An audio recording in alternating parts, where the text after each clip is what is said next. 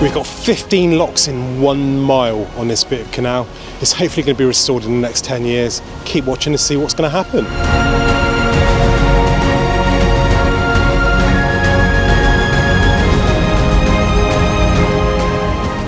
Today we're on the Mon and Brec, and this is about 34 miles behind us of navigable canal, mostly owned by CRT and managed by CRT, but about 3/4 of a mile behind us from where we are now is owned by Torfaen Council, managed by them as well as some other parties. There's a Facebook group, which I think is 46 to 5 locks, which do a lot of work on here as well. So a big shout out to them, they're doing a great job. Now what we've got here is the end of the canal just here, and we've got a little mooring basin just here. Now this end of the canal is actually quite quiet at the moment. It's a very busy canal further up. It's completely isolated from the main network. It's just this canal on its own, but it does prove to be a very successful canal, and it's beautiful, and I think that's the reason why people drop their boats into here. But what we've got here is the top of 5 locks, and this is the first lock would have been just in front of us here, where you can see that they've kind of blocked it off. You've got a little spillway over there. But this is planned to all be restored over the next sort of 10 years. And we're going to take a walk now for about a mile down to a town called Cwmbran. And the idea is to try and get this canal into the centre of Cwmbran once again. Now the lock we've just been at is just there on the other side of this road, and we're already into lock 2, and this is a big sign of it being a Thomas Dadford canal. Now he built quite a few canals. This was built in the late 1700s, and he liked to group his locks up together. So this is 5 locks here, but over the next 1.25 miles that we're going to walk along, there's 15 locks. And he did this on purpose. He used to bunch all the locks and then have miles and miles of sort of open canal, so you could just sort of cruise along and bring your goods quickly along those sections. But you can see just down here, look, where you've got multiple locks going down through. Now Thomas Dadford was a bit of a mixed one on the canal scene. So whilst he was building this, he had already been contracted to build the Lecica Canal. And if you've seen the videos I made on the Lecica Canal, you'll realise they were an utter failure. The tunnels collapsed and they never finished, and all sorts of problems happened with the building of that canal. And that's because he devoted the majority of his time, and had to because of his contract, onto this canal, which was, to be fair, a major success story. So what you find along this canal is you have this small kind of pounding between the 2 locks, and then you have, what I assume this is over here, is to be the side pounds. And he used to put these along, and there'll be several levels going all the way through, dropping down between the locks, and they will fill the next pound up as you kind of lower down. So it was a way to conserve water. They overflowed into each other, and it was the only way really to keep the water flowing through these real tight lock sections. And the idea was as well, as you kind of went down in one go, so as you came down that lock, you filled up ready for this lock, so you weren't wasting too much water anyway. So the next couple of years of this project are to kind of tidy up the canal where we started from and make it more of a tourist attraction. So there's stuff like they want to put in bits for kayaking, canoeing and stuff, as well as various other things which will hopefully draw people to the area. And then it goes into the second section of this project, which is to restore these locks down to a road which we'll walk to now. And that's going to take place over the next few years. I think it starts maybe next year or the year after. And at that point then, they'll hopefully restore these. I assume they're pretty good. The brickworks team seems to all be here. They've got these concrete sort of fake gates in which sort of keep it filled up in the locks, but if you actually look down in there, they're very full, so they need digging out. I expect the brickwork might need, and blockwork might need a little bit of work. And just below the bottom of those 5 locks, you've got this wonderful culvert coming under here, which takes this stream under, and it's your typical Welsh hillside sort of stream. It's beautiful, rocky, cascading, really lovely down here. Then what you'll see as we come away from the bottom of the 5 locks there is it is a little bit overgrown in here, and this in the summer will be quite reedy. Now they're going to need to dredge all of this, dig it all back out again, remove some trees. There's quite a few sort of trees falling across this from that embankment up there, and also there's some leaks in here. You're on an embankment here, look, with more of a cut into the side of the hill, and this all needs clearing. This will need quite a bit of work doing to it.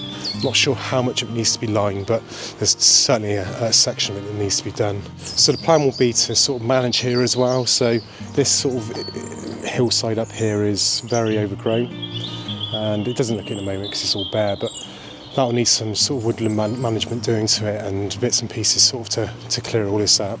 As you can see down through here, we've got some pretty big sort of trees that have fallen across the canal. Now, as I said at the top, this is managed by Torfaen Council. This isn't CRT. Torfaen Council own all of this. And as we go further down, this goes into the Newport section. So what they're trying to do is get the canal down to Cwmbran town centre and cover up to the edge of Newport.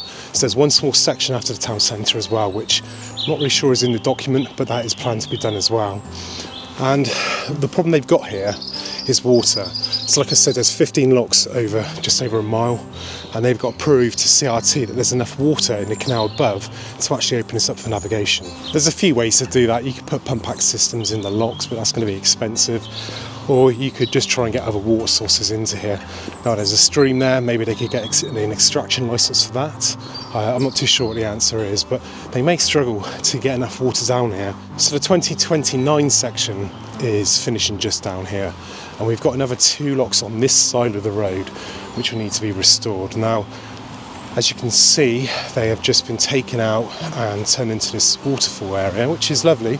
It's nice to see the councils, when the canal was closed, actually doing something about this and not just kind of abandoning it and leaving it. So the canal was built in 2 sections. You've got the Monmouthshire Canal, which is the bit we're on now, and then behind us at Ponty Moyle, there's a junction there, really nice basin there actually, with a cafe there and stuff. And then that went on to the Brec and Abergavenny Canal. And what happened is, I think there was a split there, and the canal used to go a bit further along. This section of canal went a bit further along, and then it was closed down when they convinced the other canal company to join onto their canal. So you ended up with the Monmouthshire and Brecon Canal, which goes all this way, all the way into Newport. So both sides of the canal were abandoned in 1962, and by about 1970 there were plans to restore it already.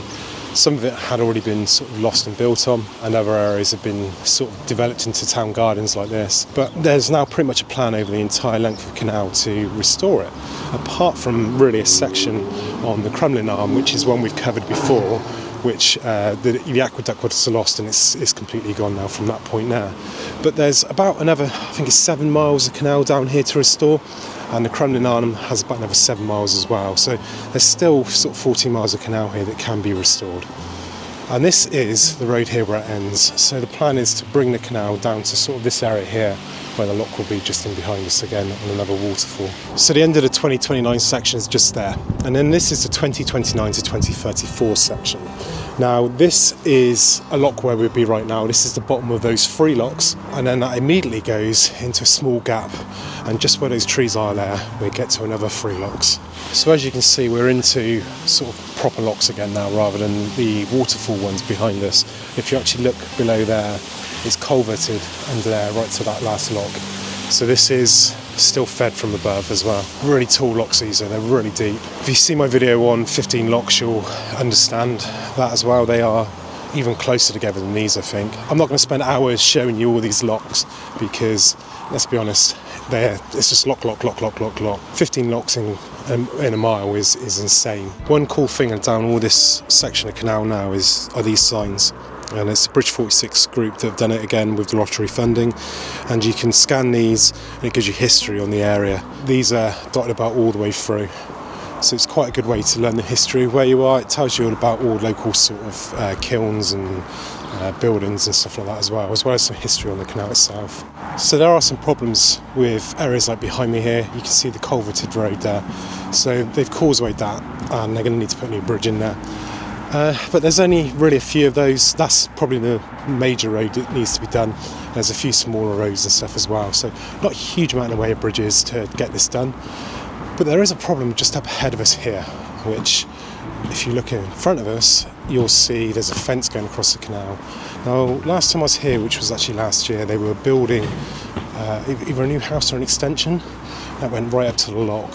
Most of the development seems to be on this side of the lock here actually, and what I would imagine is an old lock keeper's is there, so the actual land between it is still there. So hopefully they can sort something out with that. There's no room to divert down here because you had a lock there, and then you had a lock directly in front of us here as well, and then down into a third one below Then just around the corner from there's a 4th, and that's the end of the locks now, so that's the 15 before we get to the industrial area and the end of what can be restored currently. Now they are quite overgrown down here, but they've still got a running water through. Now if you look on this one here, you've got stop planks, you haven't actually got the concrete lock gates which are built further up. So this actually looks to be in quite good condition really. There's, like I say, there's growth out of it, but hopefully as long as those roots on those trees haven't caused too much damage, and hopefully this is salvageable. It looks like the coping stones are pushing over slightly on there. The last lock you can see is culverted over there. Here it is, that lock, look, and you can see right down through there, there's some daylight on the end there. It looks like a lot of rubbish in the bottom. I think there's an old sewage pipe dug into the side of it there. But it's pretty cool to see down through. So they've literally just concrete lintels across the top there and covered this up. This is a video I've wanted to make for quite a long time, and I've been promising people on the Mon and Brec that I'm going to do it, so apologies for how long it's took me to do this. I also want to apologise about if I'm sounding a bit sort of wheezy. I've been quite ill over the past few weeks, and this is my first time out and about since I've got a little bit better. I had a course of antibiotics and stuff to sort myself out. Bottom of the lock just here, look, and then we go into a small area which is between like a commercial park up there, there's curries and stuff, and a main road just to our left, and that main road is what takes over the canal very shortly. But it's quite nice down here, it's always full of ducks and wildlife down here. So what I think will happen is this will be dredged out, cleared up, a winding hole put in somewhere, probably just after this bridge down here, and then a bunch of mooring down here. So we're only a few hundred yards from the town centre itself here, so I don't think there's going to be a diversion, but I'm not 100% sure. I've not found any real concrete plans for what's sort of happening this end. It's already got all the towpath and stuff in place, so it's quite a, I would say, easy minus the 15 locks section to do. Obviously 15 locks to restore is a tremendous amount of work and money. You're probably talking a couple of £100,000 per lock by the time you've got gates. Now on other sections of this canal that are being restored kind of on the crumbling arm, they're using a gate which is, they're making it themselves, and it's not a wooden gate, it's a, I think they're like a metal gate, and they reckon they'll last about 300 years. A standard lock gate only lasts about 20 to 30 years, so the price of them is about 60,000 compared to about 20 to 30,000 for a standard gate. So they do pay for themselves, but they're expensive to put in. And being this is Torfaen Council, not like the Mon and Brec Canal Trust, I'm not sure exactly how that's going to work, whether they'll be allowed to use those locks. Hopefully they will, because they'll last through this whole restoration for the rest of our lives, so it'll be great.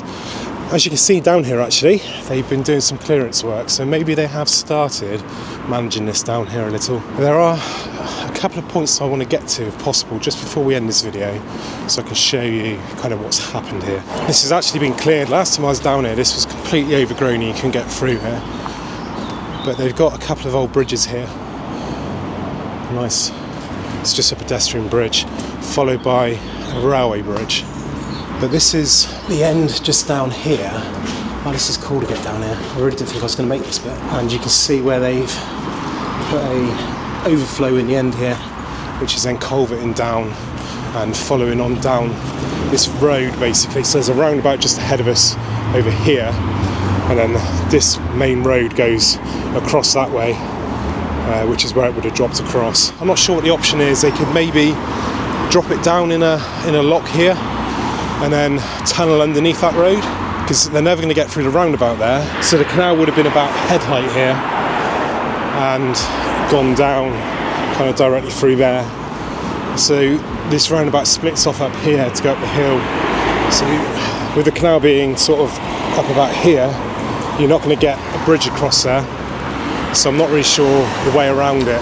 I do believe that the tunnel idea, although probably expensive, may be a good idea to actually drop down and then come back out somewhere and redig after this road, and eventually drop down till you meet the next locks. It'll also give a decent sized pound then for water for carrying on further down. I wanted to make this video because I do feel that over the next 10 years this is going to be quite a busy one on this channel. Hopefully this will all go ahead and I'll have plenty of updates coming from here, so I hope you've enjoyed it. I also want to say I've got a new channel, although there's no content on there yet. I bought a bike and I'm going to do a load of railway stuff and history stuff, so away from canals. There will be some canal stuff on there, so please do look it up. The link will be in the description. It's Court Exploring, and hopefully once I've got over all of this, I'll be able to start making videos for that as well. So from beautiful Wales, have a great day.